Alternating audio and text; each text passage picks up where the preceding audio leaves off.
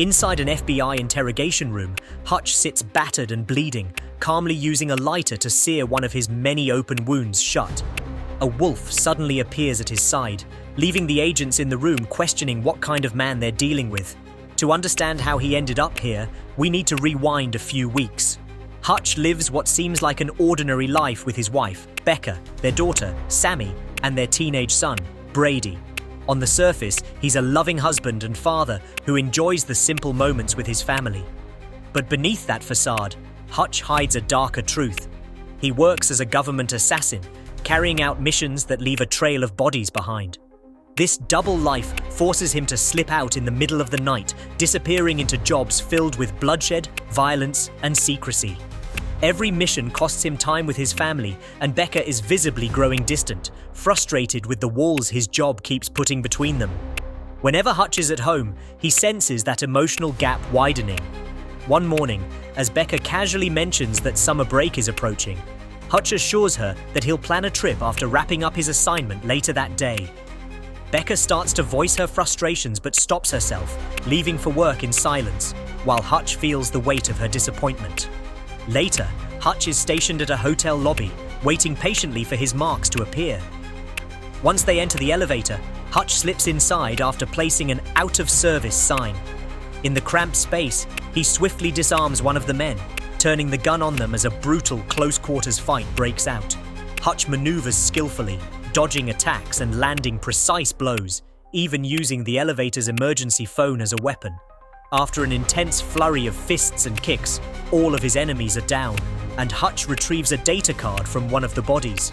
Just then, another gangster attempts to shoot him, but Hutch dismantles the gun in a flash and kills him with it. Trying to make his escape through the kitchen, Hutch finds himself ambushed by more armed men. Bullets fly as he ducks behind counters and furniture, spotting a gas tank nearby. Thinking quickly, he hurls it toward his attackers, triggering a fiery explosion that wipes them out. Outside, he encounters another gang, this time wielding machetes.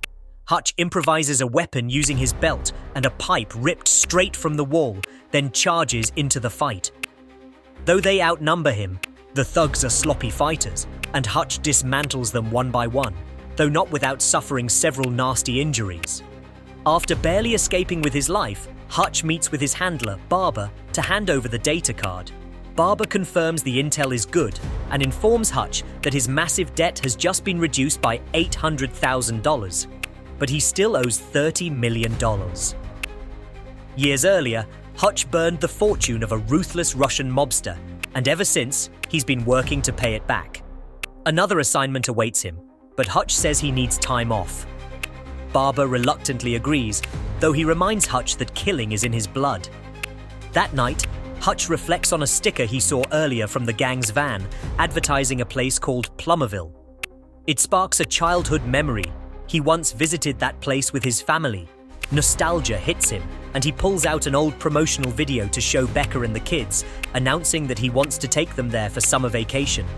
The family isn't thrilled, but Hutch delivers an emotional speech about making lasting memories together, and they finally agree to give it a chance.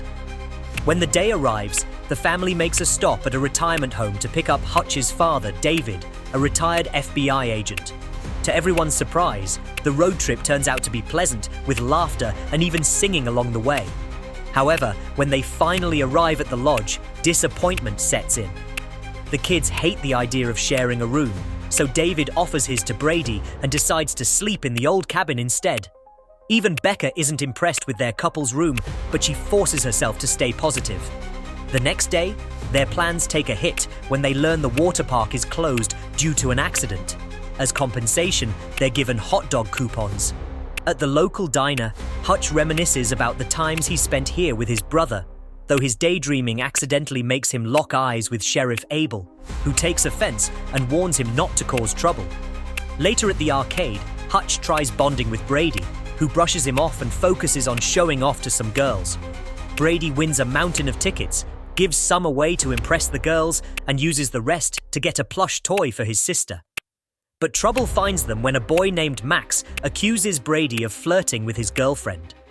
Brady refuses to apologize, insults Max, and tensions rise. Max snatches Sammy's plush toy and rips it apart, pushing Brady over the edge. A brawl breaks out, forcing security to intervene. Max tries to escalate things by throwing a ball, but Hutch catches it mid-air before it hits Brady. The guard berates Hutch for not controlling his kids, and when Hutch argues back, Becca drags them out. On their way out, Sammy picks up the shredded plushie only for the guard to slap her on the head. That's the final straw. Hutch tries to restrain his fury but can't. Pretending he forgot his phone, he storms back inside, kicking open the doors and unleashing chaos. He punches the rude guard, slams another into a claw machine, and even uses the machine's claw as a weapon. A customer insults him and tries to fight with a hammer from one of the games, but Hutch overpowers him and beats him senseless. The first guard comes back, only to be slammed onto a pinball machine and humiliated with repeated slaps, the same way he slapped Sammy. Hutch doesn't stop until Becca calls his name, pulling him back to reality. Both Hutch and Brady are arrested, forcing Becca to plead with the officers, insisting it was all self-defense.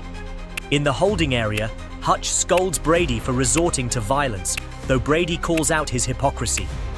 To Brady, his father's outburst was awesome, but Hutch denies it, saying he wants better for his son. Their argument is cut short when Hutch is summoned to meet Wyatt, the town's most powerful man and Max's father. Wyatt is furious about his son's injuries, but when Hutch explains what the guard did to Sammy, he reluctantly lets the family go. Still, Abel isn't satisfied and secretly orders his men to deal with Hutch later. Back at the hotel, the mood is grim.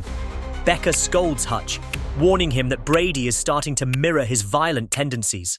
She notices Hutch has an extra bag and assumes he's hiding weapons, but when she opens it, she finds a bottle of wine from the year and place they first met.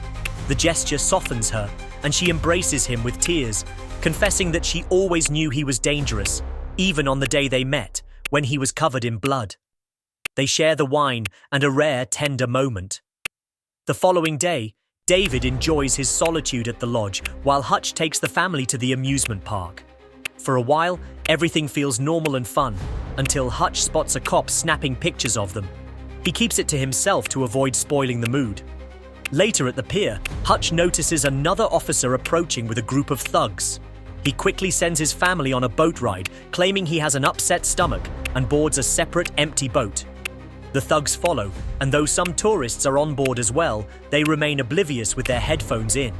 Once at sea, the men corner Hutch, telling him to leave town. He tries reasoning with them, but the situation escalates into a brutal fight.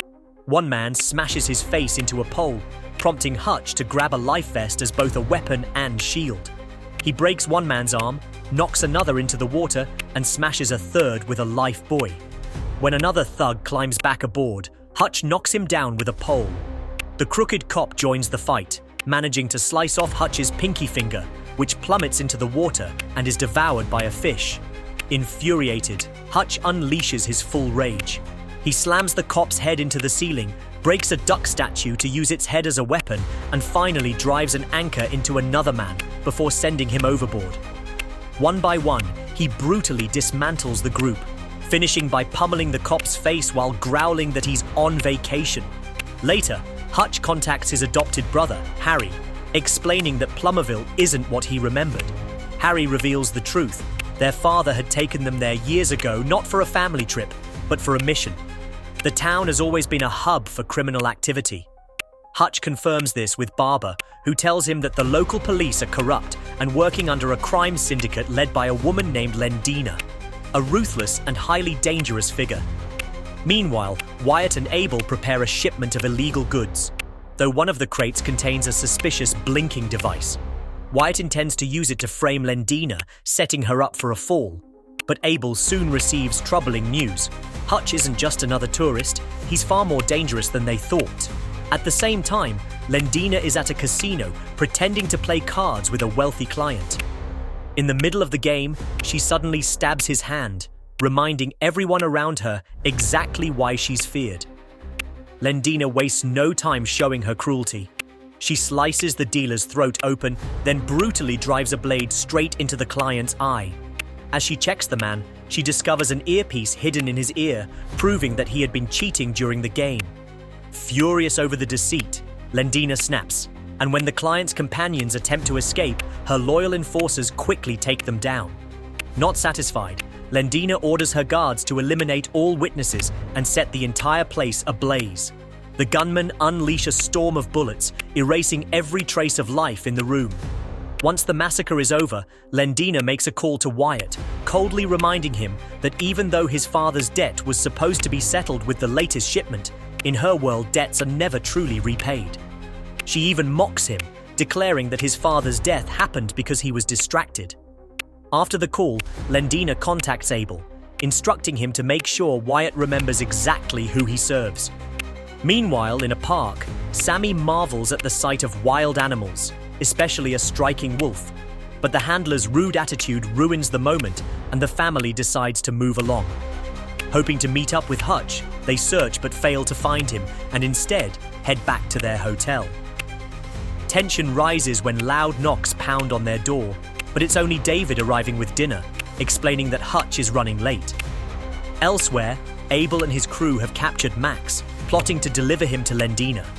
Just then, Hutch storms in, dousing a stack of cash with gasoline and pulling out a lighter. He points toward barrels filled with fuel, threatening to ignite the entire place and destroy Lendina's shipment unless Abel guarantees his family's safety.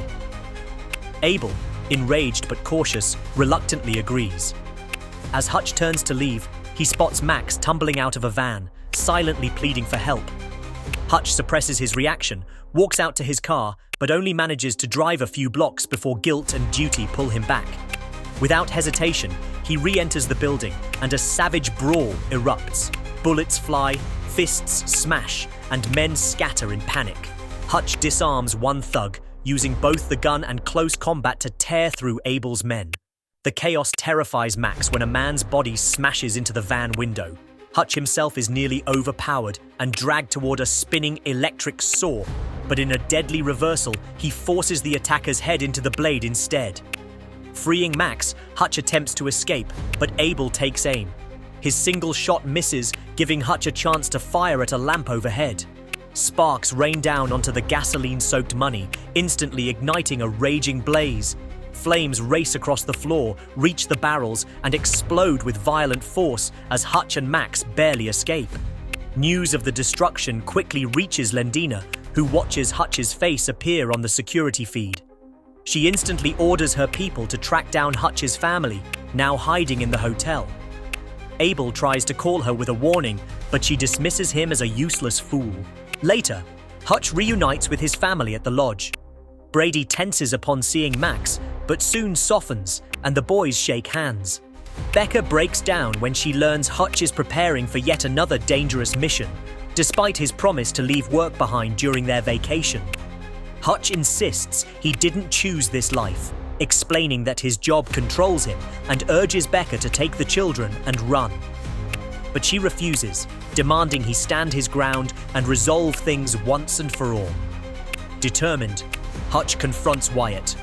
Wyatt, filled with rage, attacks Hutch, but Hutch skillfully evades his punches, trying to explain that he saved Max. Wyatt won't listen until Hutch finally lands a solid hit, forcing him to calm down. Once Wyatt realizes the truth, he shares a drink with Hutch, confesses that Lendina murdered his father, and admits he inherited a bloody empire he never wanted. Above all, Wyatt vows to keep Max far away from the world of crime. With Lendina preparing her forces for vengeance, Wyatt teams up with Hutch. He offers his arsenal of weapons and agrees to shut down the water park so they can transform it into a battleground. Together, Hutch, Wyatt, David and Harry rig traps across the park's attractions. Hutch also frees the wolf from its cage, unleashing another ally for the fight. As the men work, Hutch admits his fear that Brady might inherit his violent tendencies, just as he and Harry were shaped by their father's dangerous lifestyle. But David reassures him that Brady and Max are already better men than any of them. Meanwhile, back at the lodge, Becca finds the dart gun David left behind. Realizing what's coming, she prepares herself and tells the kids she's stepping out for a walk. By nightfall, Lendina and her mercenaries arrive at the park. Abel walks ahead, hoping to negotiate with Hutch and Wyatt, urging them to surrender, but Hutch refuses, and when Abel tries to retreat, Lendina coldly orders her gunmen to execute him on the spot. With the battle about to begin, Hutch and Wyatt disappear into the shadows of the park. The first wave of enemies charges in, only to trigger one of Wyatt's traps.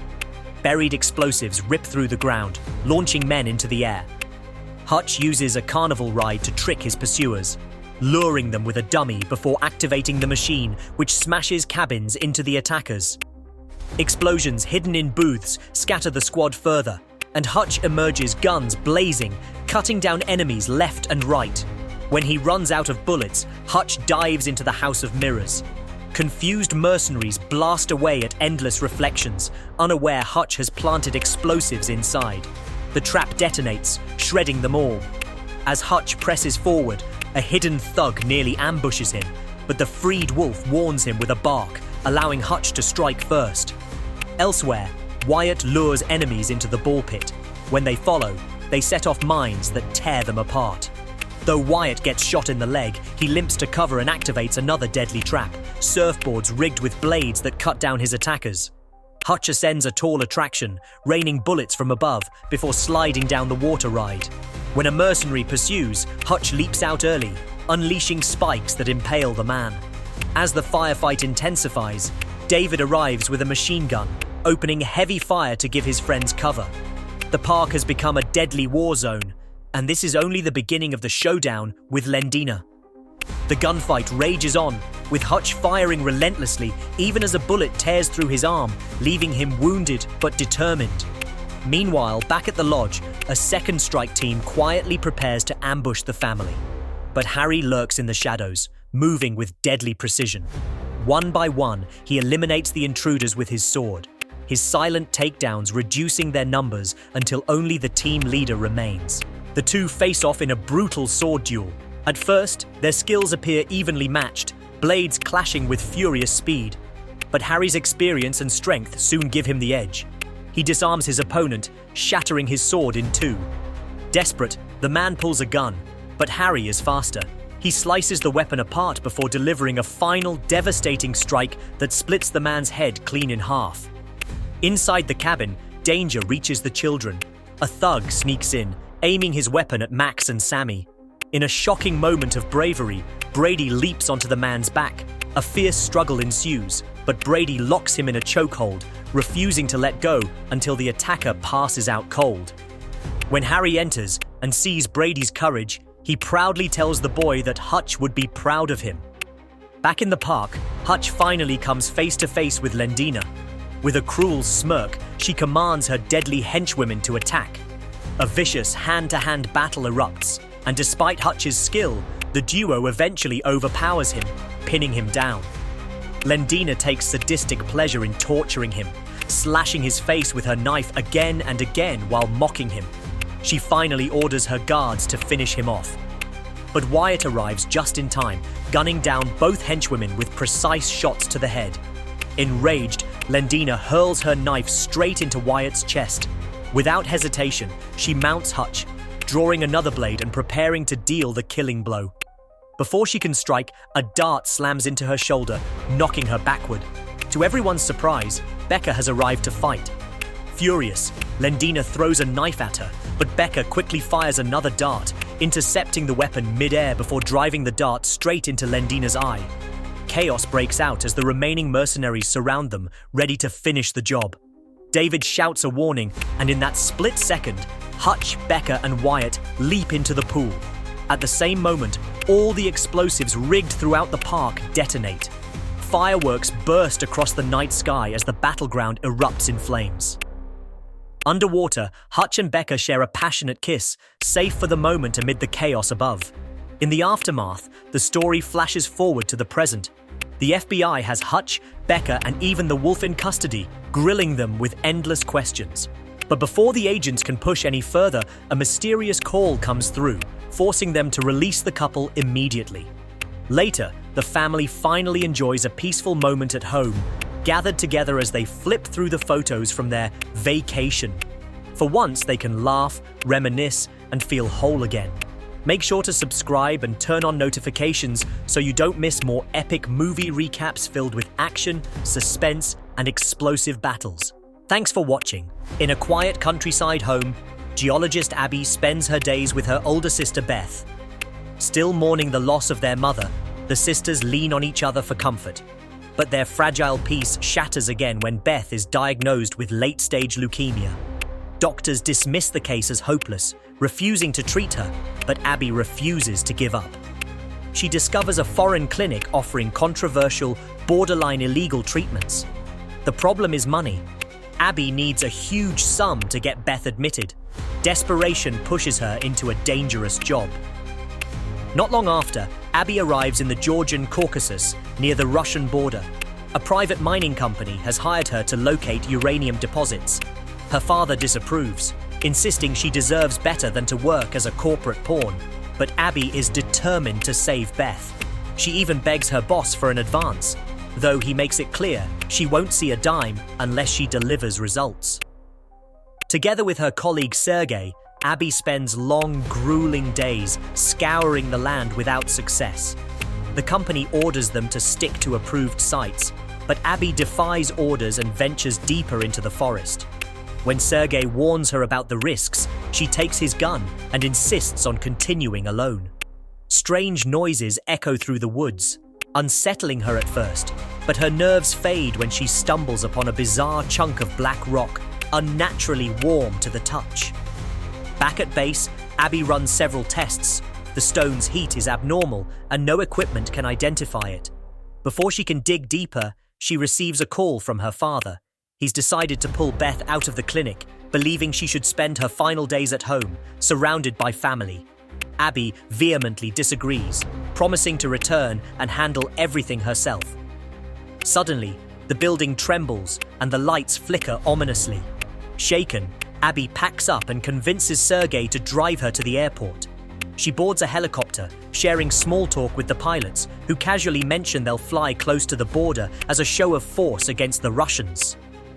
Hours later, Abby notices something strange: birds flying at impossible altitude. As the chopper veers, she realizes it isn't birds at all, but a massive black shadow, crackling with static. The pilots panic as the phenomenon engulfs the windows, rattling the aircraft before vanishing. Systems fail one after another: radio, engine, navigation. With no control, the helicopter plunges toward the mountains. Abby braces herself, focusing on her breathing and her promise to Beth as the world spirals out of control. When she regains consciousness, Abby finds herself injured inside the fiery wreckage. One pilot is dead, the other barely clings to life. She bandages his wounds, then staggers outside, screaming for help, but the wilderness answers only with silence. The surviving pilot instructs her on using the emergency radio, but no signal responds. Consulting a map, Abby realizes the nearest road lies nearly 60 kilometers away. Determined, she burns supply crates to create a signal fire, praying someone will notice. By morning, her last companion has succumbed to his injuries, leaving her completely alone.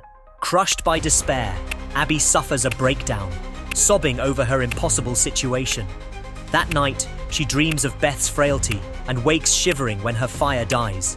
Refusing defeat, she scavenges supplies from the wreckage: food, flares, a gun, and layers herself in clothing before setting off south with only a compass to guide her. Not far from the crash site, she hears radio static. Rushing back, she discovers the sound comes not from the chopper, but from a radio strapped to the dead pilot's belt.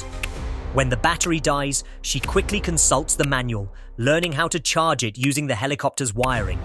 Hours later, her persistence pays off. She makes contact with an American pilot named John, whose own aircraft crashed in the region. Trapped by crushed legs and a broken antenna, he can't move. Abby insists she'll find him. John warns her against it. This is hostile, occupied land. But she ignores him, setting out toward a lake he describes. Along the way, John keeps her talking, distracting her from the dangers. She confides about her dying sister, explaining she needs money for treatment. His words of encouragement rekindle her resolve when doubt creeps in. Eventually, Abby reaches a steep cliff she cannot climb, forcing her to reroute. She doesn't notice the strange black stones beneath her boots. By nightfall, she makes it into a forest. John admits he can no longer feel his legs, but Abby urges him to hold on. She builds a shelter, but rain kills her fire until the mysterious rock in her pack begins to radiate heat, sparking her curiosity once more. At dawn, she presses on, trudging through snow-covered valleys, slipping and stumbling in the bitter wind. When she reaches a river, she collapses to refill her water bottle before pushing on. Surrounded by mountains, she realizes she must climb. John's voice discourages her, urging her to turn back, but Abby erupts in frustration. She's tired of being told to quit. Against all odds, she climbs barehanded, gripping raw rock until her palms bleed. When she falters near the top, John cryptically tells her she was one of his favorites before cutting contact. Distraught, she recalls the strange black stone in her pack. Its surface reacts to her touch, reshaping itself. Using thread, she secures it into the cliff as a foothold, finally reaching the summit. Retrieving the rock, she spots the crackling black shadow streaking through the sky. In the distance, she sees lights, a military base. She signals with a fire, arranging stones into an arrow showing her direction. Hours later, John's voice returns, warning her to stop. If the Russians see the fire, they'll kill her, not rescue her. Distracted, Abby slips, injuring her leg badly. She switches off the radio in anger and tends to her wound. Moments later, she hears footsteps and hides as a Russian soldier patrols the area. Exhausted, she limps through the forest until she finds an abandoned settlement, remnants of families massacred in the invasion. She scavenges moldy bread, medicine, and firewood, patching herself up before collapsing in grief. Dreams of Beth haunt her, memories of arguments where Beth accused Abby of doing this not for her, but for herself. By morning, soldiers return. Abby hides, but a scuffle forces her to fire her gun, wounding one soldier. To her shock, his backpack contains a black rock identical to hers, and his radio picks up John's voice. The soldier, named Ivan, reacts to the name, confirming John was never real. The voice taunts Abby, asking if she doesn't want to see Beth again. Realizing she's been tricked by the same shadow that downed her helicopter, Abby is horrified. Apologizing, she bandages Ivan's wound and convinces him to come with her. As they limp through the snow, she finally connects the dots. The rock is attracting the black shadow, interfering with radios, manipulating her. Furious, she hurls it away. Crossing a frozen lake, Ivan suddenly disappears. Moments later, the ice beneath Abby shatters, plunging her into the freezing water. She claws her way out, barely surviving as the storm thickens. Exhausted, she crawls to the edge of the forest, shedding wet clothes to avoid hypothermia. As she collapses into a sleeping bag, John's eerie voice returns, admitting the same fate befell him long ago. Enraged and exhausted, Abby hurls the radio away into the snow, but even with the device out of reach, John's haunting voice continues to echo in her ears. He begins recounting his own tragedy, how after his plane crash decades earlier, he was forced to watch every single member of his crew perish in agony. He explains how his own heart slowed down, how the darkness began to take him, and how he believed death had finally claimed him. But just as he was slipping away, something unnatural intervened, an act of deliverance, as he calls it. Confused and terrified, Abby tries to block out the voice, but the story plants a chilling thought in her mind. Maybe John was never human at all, or maybe he isn't anymore. That night, Abby's fragile body succumbs to exhaustion. In her dreams, she relives brighter moments with her sister Beth, the laughter, the warmth, and the bond they once shared before illness and grief overshadowed their lives. The dream feels painfully real, and for a fleeting moment, she forgets where she is. She suddenly wakes to the unmistakable roar of helicopter blades cutting through the icy wind. Bursting with adrenaline, Abby scrambles to her feet, stumbling through the snow as she waves her arms desperately, shouting with every ounce of strength left in her. But the aircraft is too high, its crew oblivious to her presence. Within seconds, the chopper drifts away and disappears into the horizon, leaving Abby stranded once again. The disappointment crushes her spirit. The cold gnaws deeper into her body, and she collapses onto her knees, unable to take another step. Her mind drifts, and in the howling wind, she hears Beth's soft voice calling out to her, urging her to give up, to go home, to rest. Overcome by weakness, Abby loses consciousness and tumbles down into a hidden opening in the earth. Her body rolls violently across jagged rock until she splashes into a shallow underground pool. Dazed and bleeding, she tries to stand, but freezes in terror at what floats beside her. It's John, or at least what's left of him. His rotting corpse drifts lifelessly, fused with large shards of the same mysterious black rock Abby had been carrying. The pool's floor is littered with the substance, pulsing unnaturally as fragments rise up like living things, reaching toward Abby, eager to claim her as their next host. At that moment, she realizes the horrifying truth. This rock is not simply mineral, it is an entity. It has intelligence. It mimics voices, memories, and even the dead. It lured John decades ago, just as it lured her with Beth's voice, tricking survivors into surrendering themselves. John never survived. He was consumed, transformed into one of the entity's countless puppets. When Abby regains full consciousness, she finds herself on barren, cracked ground under a sky of shifting darkness. Stones float eerily in the air, circling her like predators. The entity takes form through them, piecing together half of a human body while continuing to speak with John's familiar tone. It congratulates Abby for surviving longer than most, admitting it feared she would perish like so many others.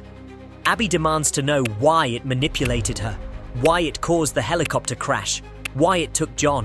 The entity's response is unnerving. Every step she took was her own choice. It didn't force her to come here. Her desperation, her grief, her refusal to let Beth go, all of it guided her down this path. The floating stones assemble more distinctly, resembling a skeletal torso. The entity reveals its true offer. John didn't die, not completely.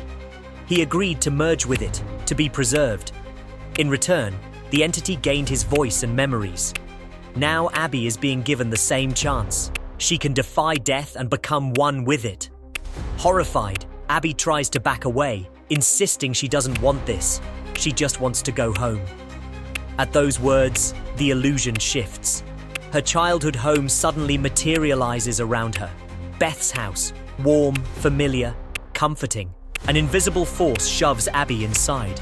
Every corner of the house is piled with black rock, the infection spreading like roots. The entity whispers that Abby has always feared death, that her obsession with saving Beth is proof. All she has to do is surrender, and she'll never have to face loss again. She rushes from room to room in a panic, searching for an escape from the crushing voice. To her shock, Beth appears outside, alive, radiant, reaching out her hand. Abby's heart shatters at the sight, and without thinking, she runs into her sister's arms. When she opens her eyes, she's suddenly inside Beth's house for real. Beth is alive, laughing, healthy, and vibrant as if leukemia never touched her. Abby clings to her, sobbing uncontrollably, overwhelmed by relief. But something feels wrong. The familiar crackling hum of the rocks echoes faintly in the air. She realizes this is all an illusion, one final trick by the entity. The truth pierces her heart. Beth is gone, and nothing will bring her back. Abby finally accepts what she's been denying all along. She must let her sister go. With tears streaming down her face, Abby apologizes to Beth for forcing her to fight when she wanted peace, for chasing false hope instead of simply being by her side. She whispers her last goodbye. As Abby heads toward the front door, the voice calls out one final time. The radio crackles with temptation, offering her everything she ever wanted if she just stays. Even Beth's apparition begs her not to leave. But Abby shakes her head, her voice firm and resolute. Without death, there can be no life.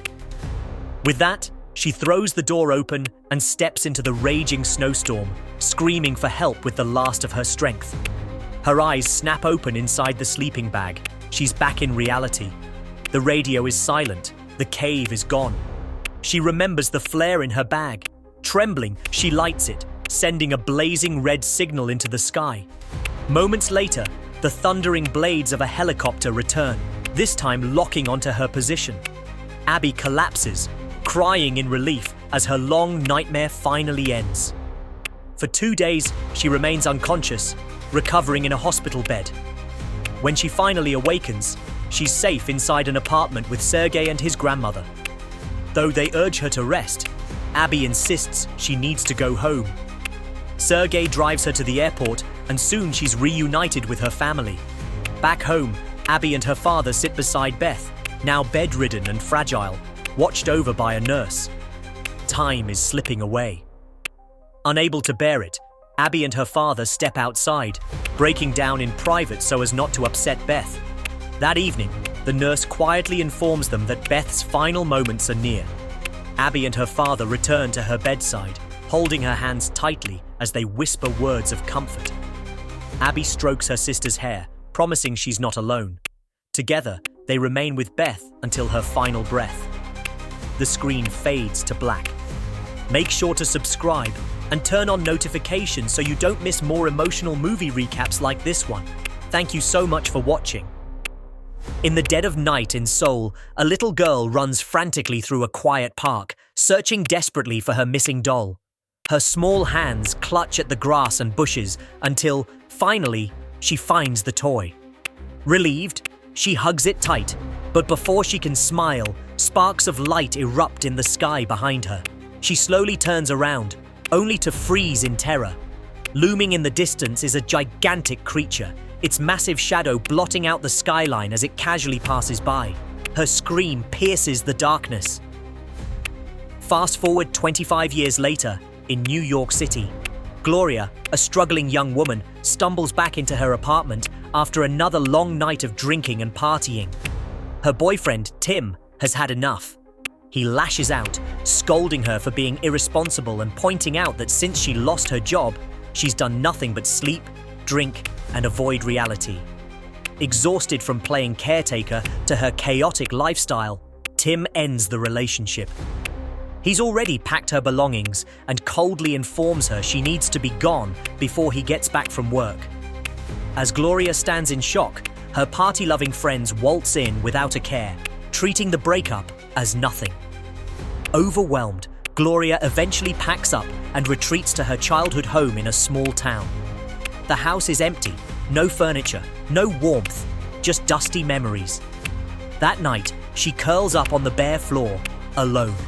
The next morning, while shopping for an air mattress, Gloria bumps into her old childhood friend Oscar. He's surprised but happy to see her and invites her to hang out. Gloria, embarrassed about her life, pretends she's just on vacation.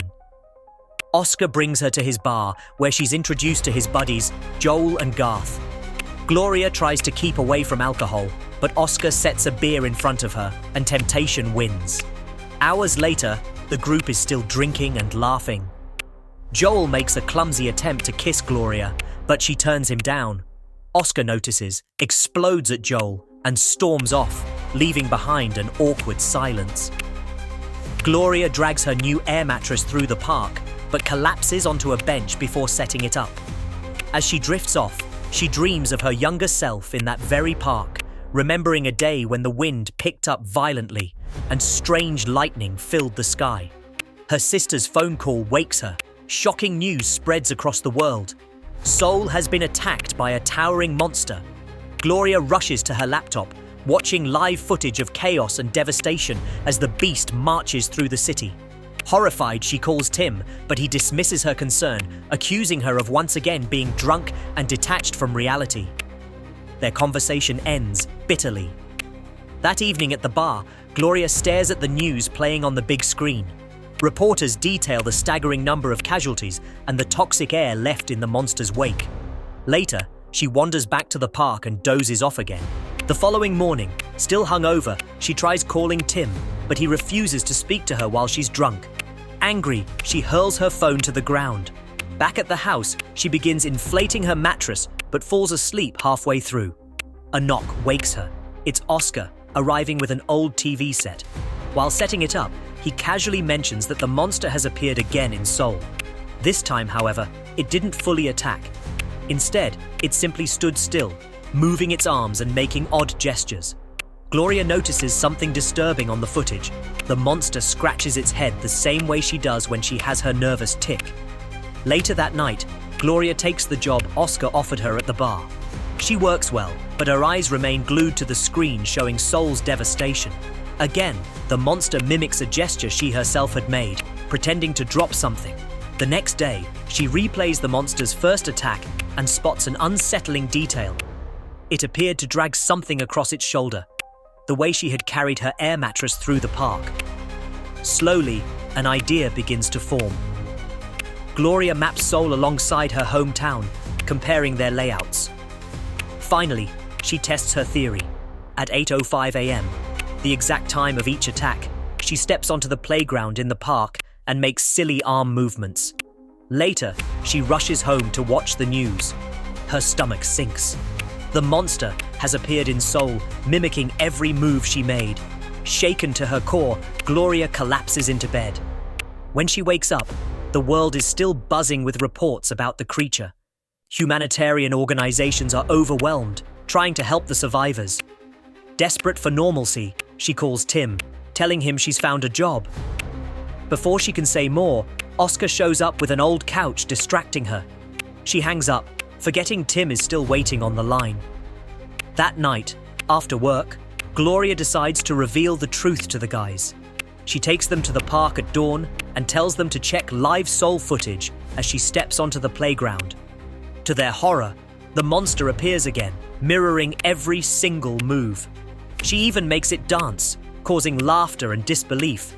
But then military jets swoop in over Seoul, opening fire. Gloria feels their bullets as if they're hitting her directly. Screaming in pain, she swats the air, and the monster swats down an actual jet, killing the pilots. Overwhelmed by guilt, Gloria collapses, fainting on the playground. The next morning, she watches grim coverage of the destruction. Oscar arrives with food and finds her sobbing uncontrollably. She insists on confessing to authorities, but Oscar stops her, showing her a newspaper. Alongside the monster, a giant robot has also appeared. He believes it represents him when he stepped on the playground. The two meet at a diner, discussing what it all means. Gloria recalls how, as kids, the park didn't exist yet. It was just a fenced-off construction site. She remembers walking there once with Oscar after school, carrying a school project about Korea. Suddenly the wind had surged and lightning had appeared. It all clicks now. The event from their childhood ties into this bizarre phenomenon. Oscar convinces her not to turn herself in, and together, they craft a plan. They visit a Korean restaurant and have the owner translate a message into Korean. At 8:05 the next morning, Gloria steps onto the playground, carefully moving to draw the message on the ground for Seoul. An apology for the destruction and a promise that it will never happen again. The world reacts in shock. This monster is intelligent, maybe even benevolent. Crowds begin cheering for her, and Gloria's creature is soon nicknamed the Protector of Seoul. But her relief doesn't last long. The next morning news reports show the robot has returned. Alarmed, Gloria rushes to the playground, only to find Oscar stepping onto it. He and Garth are coordinating its movements with a map, careful not to harm anyone. When Gloria confronts him, Oscar dismisses her concerns, boasting that at least his robot hasn't killed anyone. Angry and desperate, Gloria steps into the playground as well, summoning her monster. Crowds cheer, but tension builds between them. When Oscar refuses to leave, Gloria slaps him. Both monsters slap each other in Seoul, shocking the spectators. Reporters hail Gloria's monster as a hero, and memes about the slap go viral online, but Oscar spirals. At the bar, he grows mean-spirited, lashing out at Garth and Joel. When Garth storms out, Oscar pressures Gloria to drink. She refuses, vowing to stay sober, but he threatens to walk onto the playground if she doesn't. Furious, she pours the drink onto the floor. Later, he drunkenly drives off with Joel, ignoring Gloria's pleas.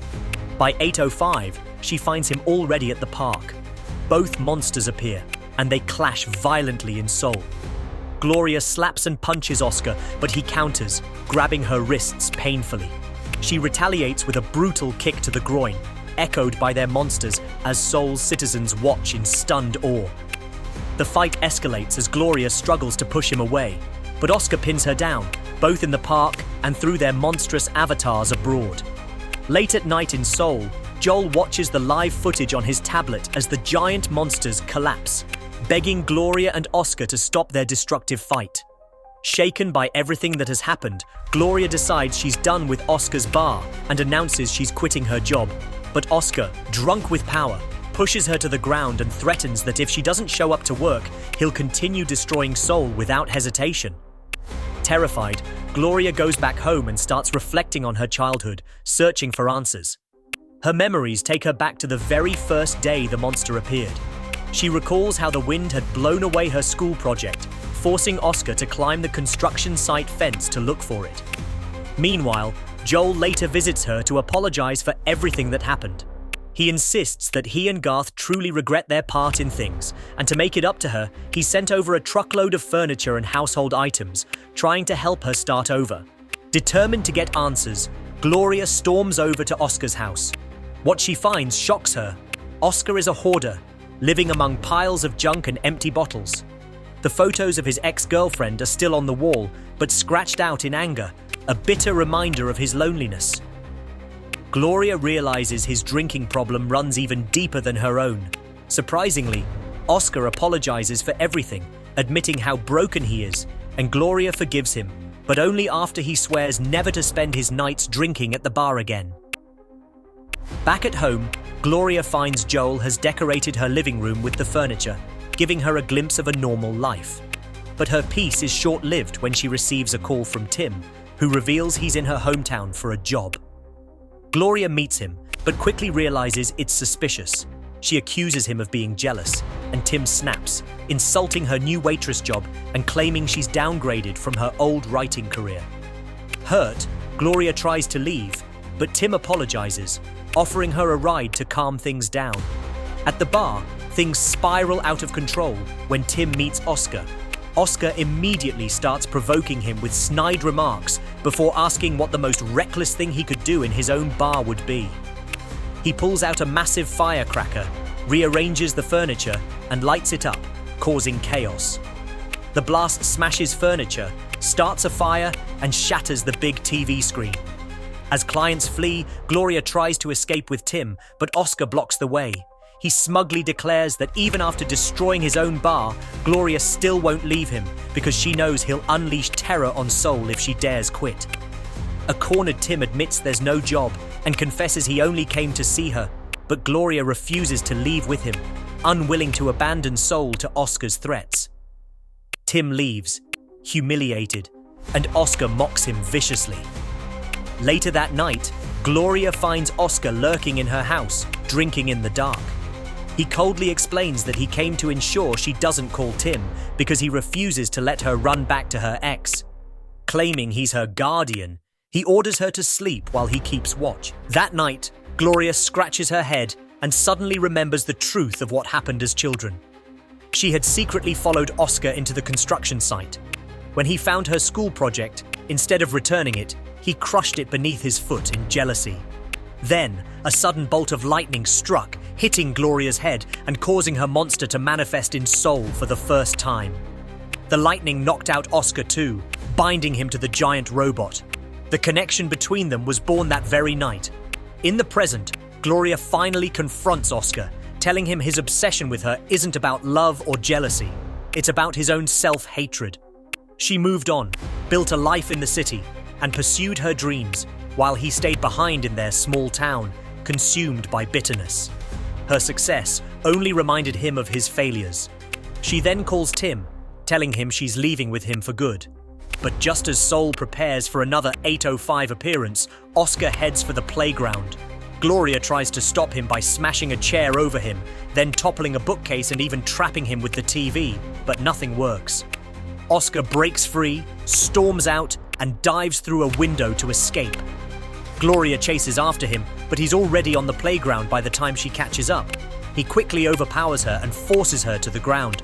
Smirking, he warns her that if she goes back to New York, he'll keep crushing Seoul under his feet. Oscar stomps violently, killing thousands in Korea. Gloria breaks down as she helplessly watches the devastation. Later, at home, she notices her map hanging upside down.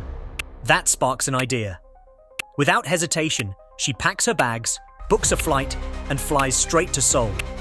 Once she arrives, she calls Tim to tell him she's safe and finally ready to take back control of her life. Meanwhile, Oscar discovers Gloria is gone and rushes to the playground. His robot towers over Seoul, terrorizing the citizens, when suddenly the ground begins to shake. To his horror, Gloria's monster materializes in Korea itself. Panicking, Oscar tries to flee, but Gloria, now fully empowered, takes control of the monster and captures him. As her monster lifts him into the air, Oscar begs for mercy, cursing and pleading in equal measure. But Gloria has had enough. With one final act of strength, she hurls him far away, ending his reign of terror once and for all. The monster vanishes, and with it, Oscar's robot disappears too. Seoul erupts in celebration, the people rejoicing in their newfound peace. Joel sees the news and smiles, relieved that Gloria has triumphed. Meanwhile, Gloria wanders into a bar in Seoul, exhausted but free. With tears in her eyes, she asks the bartender if she'd like to hear an incredible story. But when the bartender offers her a drink, Gloria sighs, frustrated yet determined, because she knows she must choose a different path now. Make sure to subscribe and turn on the notification bell so you never miss more amazing movie recap videos like this.